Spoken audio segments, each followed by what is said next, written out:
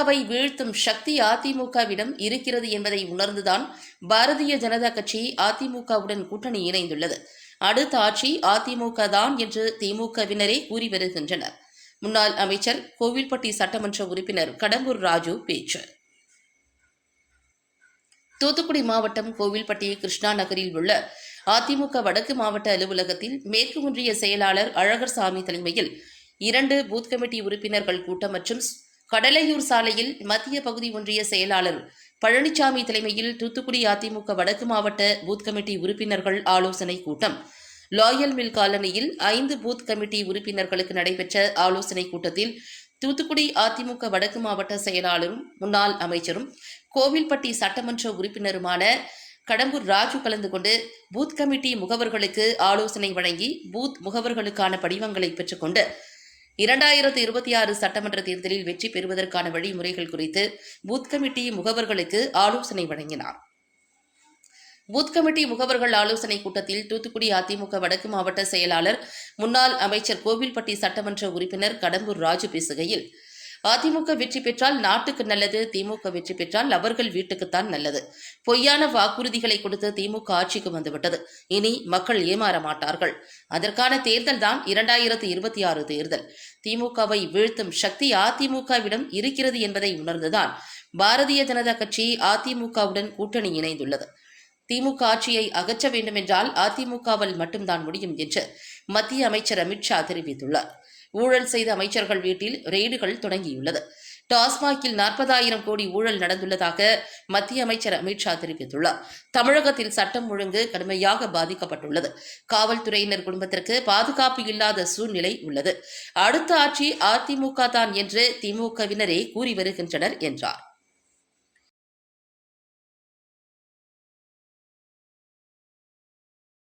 தலைவர் அம்மா இருக்கணும். இன்னைக்கு அதுக்கு பிறகு எடப்பாடி இருக்கணும். சீட்டு கொடுக்கும்போது யாருக்கு முதல்ல கட்சியில இருக்கின்ற தொண்டு அப்பெல்லாம் பூத் எதிர்த்து நான் போய் உட்காரும் போது பின்னால் எம்எல்ஏ வருவேன், மந்திரியா வருவேன், மாவட்ட செயலர் வருவேன் கனவோடு நினைக்கிறேன். அனைத்து இந்திய அண்ணா திராவிட முன்னேற்ற வெற்றி பெற்றால்தான் நாட்டுக்கு நல்லது. அதோட இன்றைக்குள்ள ஆட்சி திமுக ஆட்சி வெற்றி பெற்றால் வீட்டுக்கு நல்லது இருக்கும். யார் வீட்டுக்குன்னா நம்ம வீட்டுக்கு இல்லை, அவங்க வீட்டுக்கு 5 பவுன் வைக்க நகைக்கடன் வச்சிருந்த பெண்களுக்கு எல்லாம் தள்ளுபடி பண்ணிடுவாங்க.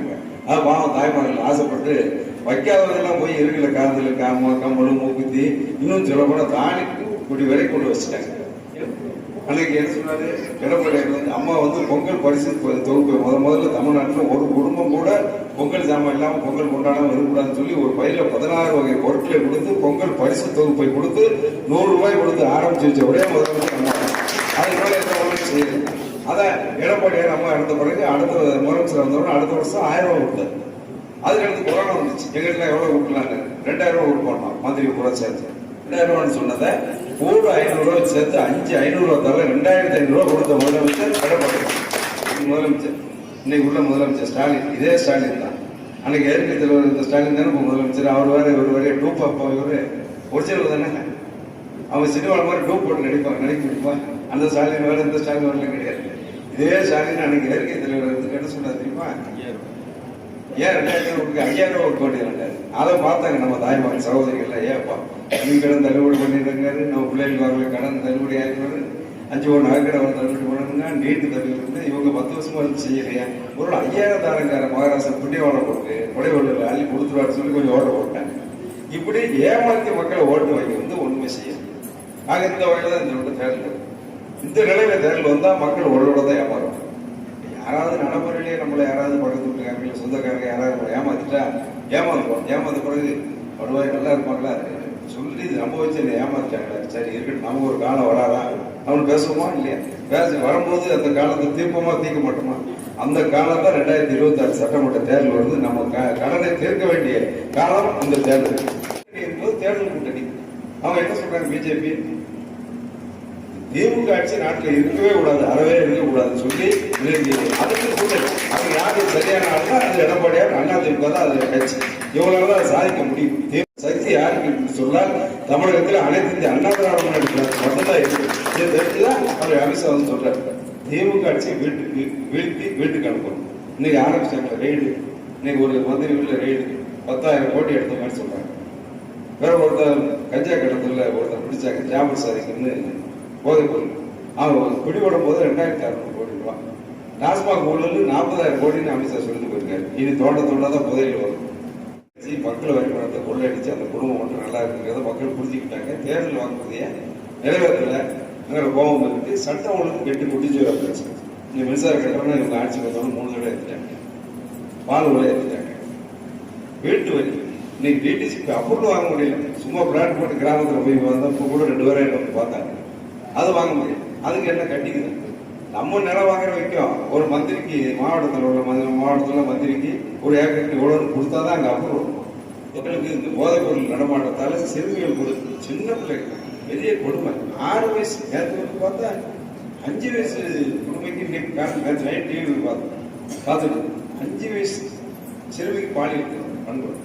2வது ஒரு 9 வயசு சிறுமிக்கு பாலியல் கொடுத்து ஜன்னல் அந்த பிள்ளை சொல்லிருக்கும் ஜன்னல் வெளியே தூக்கி மாட்டிருந்து கீழே ஓட்டு இறந்து வச்சு ஒரு ஊர்ல அவன் அந்த பையன் போலீஸா இருக்கு. போலீஸ்கார அம்மா வீட்டுல தெரியாது. போலீஸ்கார வீட்லயே பாதுகாப்பு இல்லாம போலீஸ்கார அம்மாவை பக்கத்துல ஒரு பொம்பளை கொலை பண்ணிட்டு 2 நகை தான் கடைசியில் பார்த்தான். ஆக இவ்வளவு கேவலமா இது நம்ம மாவட்டத்தில் மட்டும் நடந்து இதே மாதிரி நாடு கூட நடந்துட்டு ஆக அவங்களுக்கு முகத்துல ஈயாடுது. பாருங்க சட்டசபை முதலமைச்சர் இருந்து அமைச்சர் வரைக்கும் பேரரசி மாதிரி உட்காந்துருக்காங்க. திமுக காரங்களே எங்களை பார்த்து நம்மளை பார்த்து சொல்ல ஆரம்பிச்சாங்க. அடுத்து அண்ணாச்சி நீங்க தான், நீ அடுத்து நீங்க எல்லாரும் மக்கள் சொல்றாங்க. மக்கள் சொல்றதை விட திமுக காரங்களே சொல்ல ஆரம்பிச்சாங்க. இவங்க வீணா போனவங்க வந்ததான் நாடே வீணா போயிடுச்சு. வேற என்ன செய்வாங்க?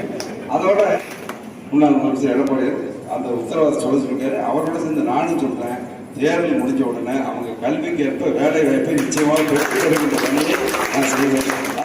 நியூஸ் 1 டிவி செய்திகளுக்காக கோவில்பட்டி செய்தியாளர் சிவராமலிங்கம்.